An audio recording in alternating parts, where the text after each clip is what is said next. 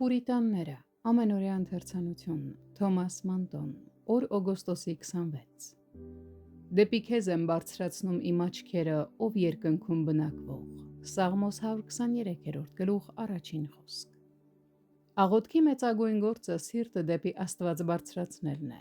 Սիրտը հեռացնել այն ամենից, ինչ ստեղծված է եւ ինչ մենք տեսնում ու զգում ենք այստեղ, երկրի վրա, որպեսզի կարողանանք հաղորդակցվել երկնքում բնակվող Աստծո հետ։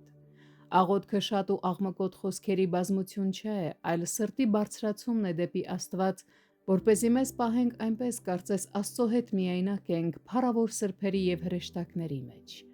Աղոթքի ժամանակ հոգին երկինք բարձրացնելու այս կերպը մեզ կրկնակի օգուտ է տալիս։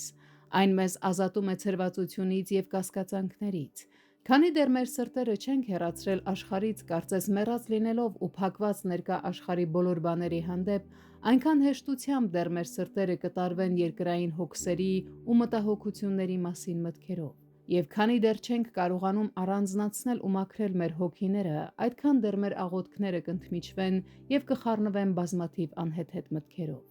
Շատ հաճախ մենք Աստծո հետ վարվում ենք այնպես, ինչպես անփորձ մարդը, որ ծաղկեփունջ է հավաքում եւ ընտիր ծաղիկների հետ նույնքան կամ նույնիսկ ավելի շատ գարշահոտ մոլախոտեր է դնում։